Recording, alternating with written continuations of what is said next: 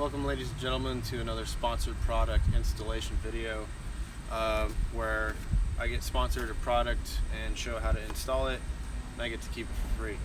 So what it is a cell phone bracket, handlebar mounted cell phone bracket. However, this one has a little bit of a twist, something I've never seen before with a cell phone bracket. So I'm kind of excited about it.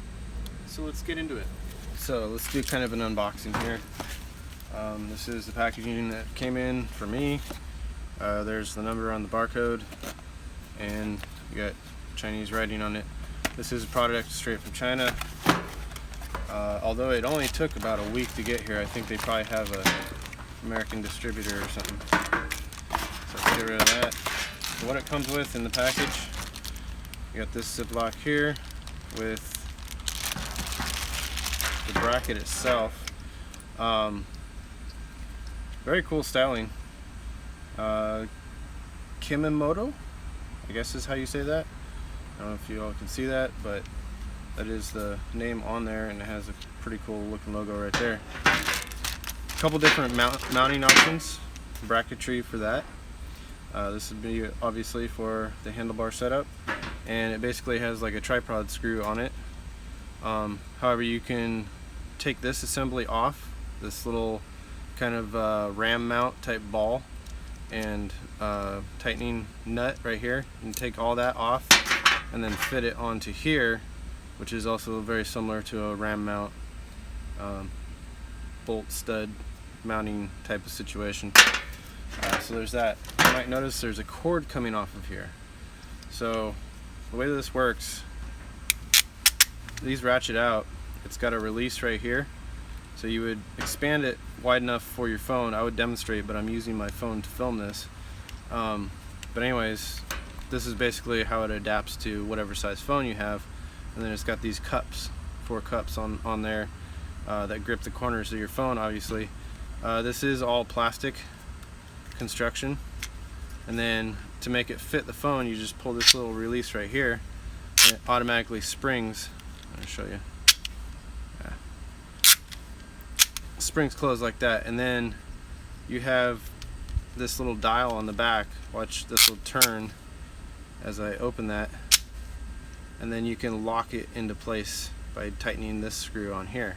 So that would set your phone inside there, and then you got basically like a tripod screw right there that would mount this situation.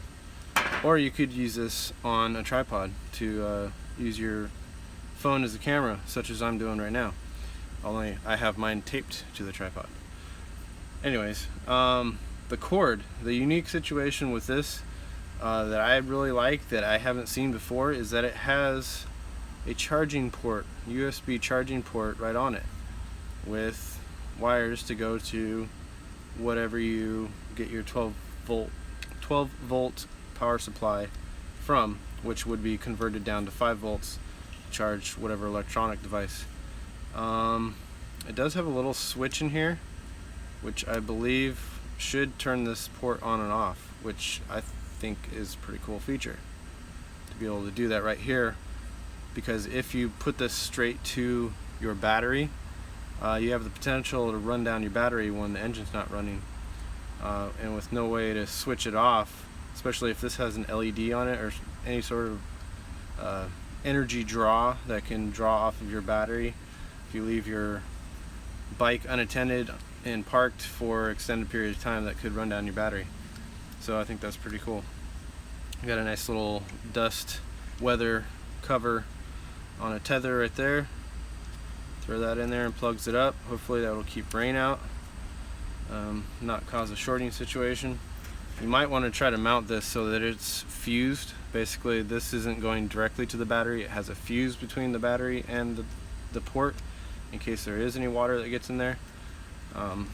But that's the bracketry and the mount itself. And then you got this other doohickey over here where you've got some pads, sticky backed foam pads, 3 different thicknesses that you can take and apply to here to help secure and keep your phone safe while it's in the bracket. These washers, I can only assume are I don't know, spacers for this guy here. I don't know, we'll figure it out.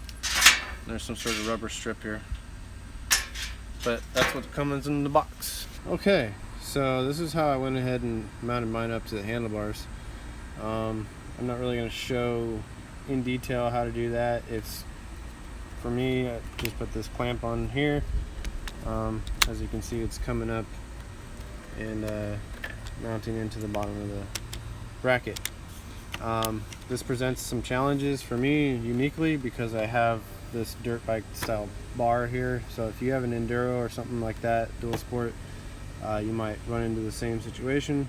But for most anybody else, especially FC07 owners, you're probably not going to have any type of situation like I have here with the dash, unless you've done the relocation bracket like I've done, and then MX style bars.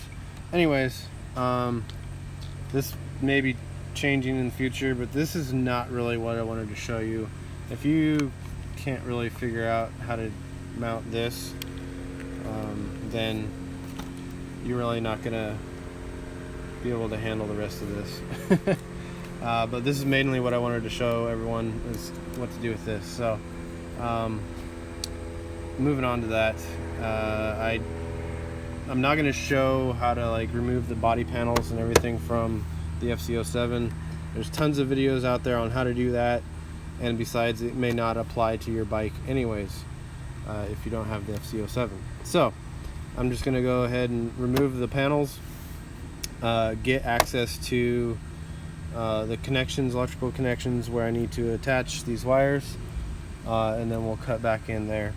One thing to note, I am only going to use the tools that come installed under the passenger seat on the FC07. So any FC07 owners, just something to note. Actually, with very little difficulty, I was able to pass the wire up through the bike and not have to remove any body panels whatsoever. Just the seat, which I had to remove to get to the battery anyways. So that's a plus, but it's neither here nor there, because depending on what bike you have, it's going to be a different scenario for each situation. But for these bikes, for those that have FC07s, know how much of a pain in the butt it is to remove these body panels. So if you can avoid doing that, which I did here, that's a plus. I'll show you the front where I passed the cord into up underneath the tunnel to come back here. You want to try to get that as center line, straight down the backbone as much as possible, so that since the wires ultimately go up to the handlebars, you don't want them going straight from that side of the handlebars over, staying along the side of the bike, because when you turn it one way it's going to tighten up, and turn it the other way it's going to loosen up. You kind of want to have it pivot right in the middle of where the steering pivots, essentially. There's different ways you can hook this up. I'm going to show you the most basic way, rudimentary way, that you can just basically, you're looking straight down on the battery here.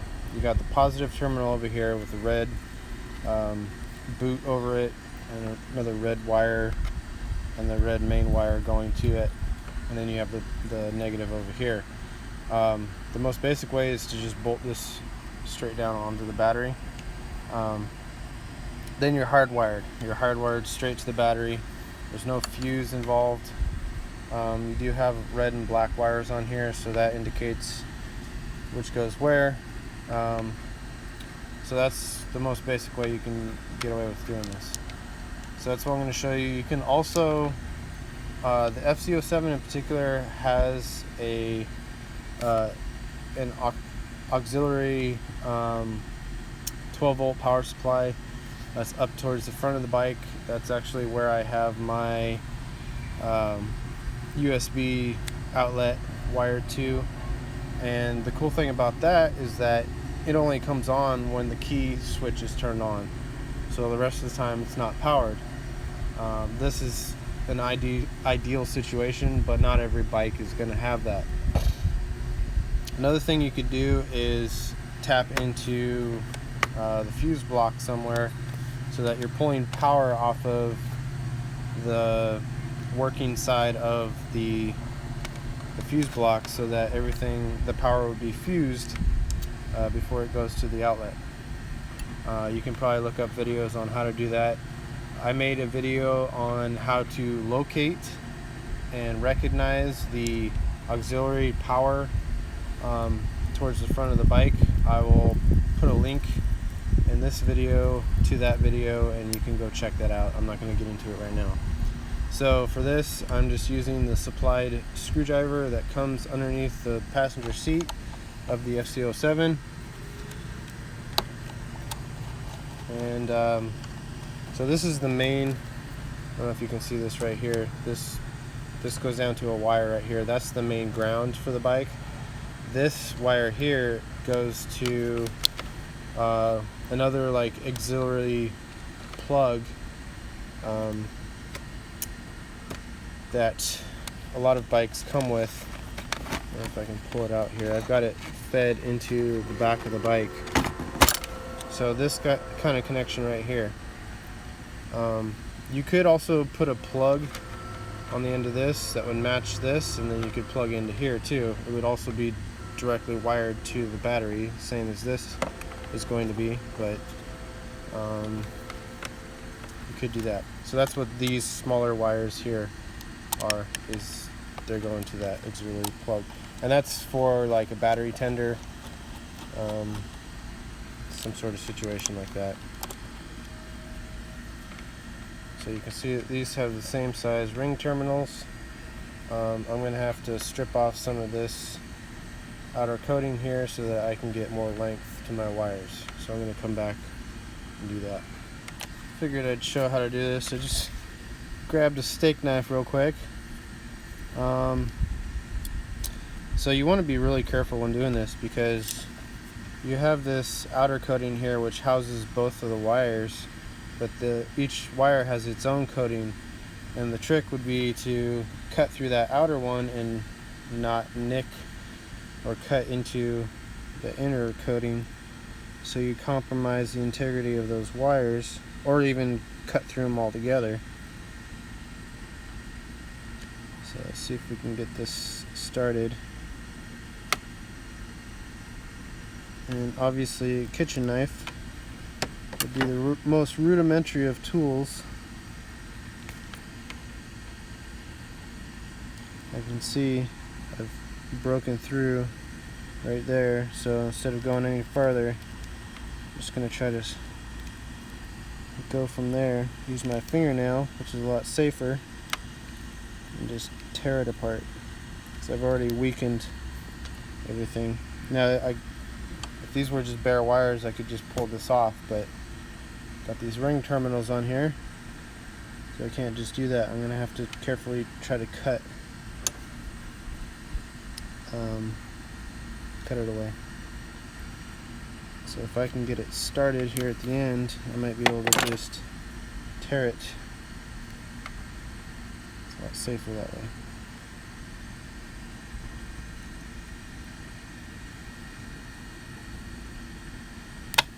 It's like skinning a snake. Not that I would know. Alright, so now I've got my length. I can reach both terminals on the battery. Just want to kind of inspect this here. Make sure I didn't mess it up. Looks good.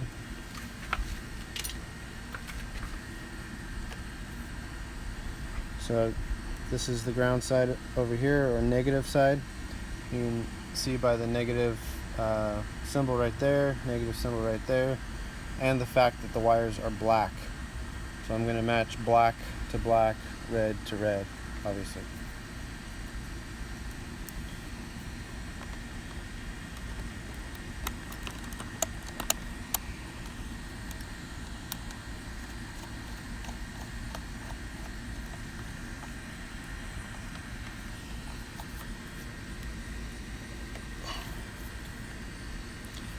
try to make sure I get that as tight as possible.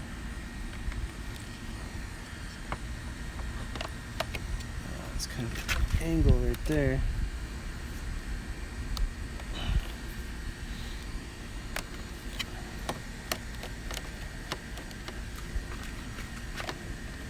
Sorry, I had to kind of reef on that one. Got kind of in the way of the camera there.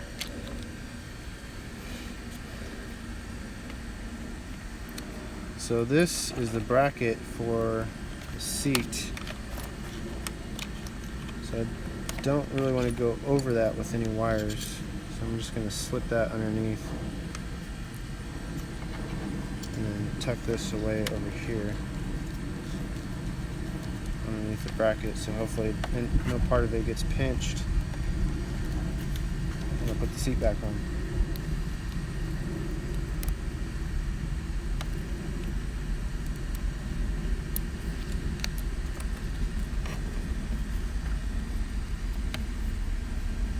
So it's kind of tricky to get down into. I'll hold this guy out of the way.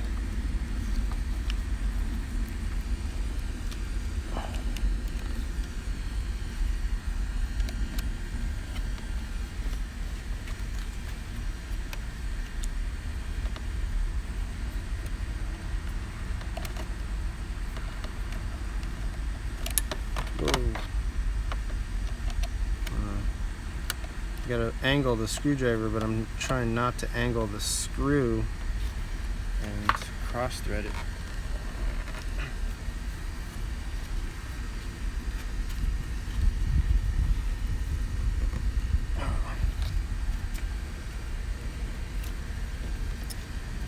This boot back in place.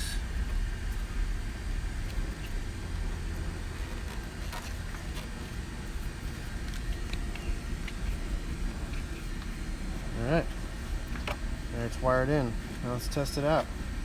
Okay, well, let's see if that worked. It's plugged in down here.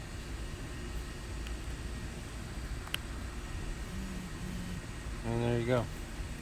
So I was correct. The switch that I showed you earlier, that's right above the USB port on here, does turn on and off. There is a blue LED inside of the port that will turn on and off when you switch it on and off, and that will also cut power to the charger itself. So obviously you have whatever length of cord extra that you're gonna have to tuck somewhere, depending on what kind of charging cord. You know, you're only going from here to here, it's like 2 inches, so you'll have to figure out what works best for you there. But there it is installed. It does work the most basic way possible.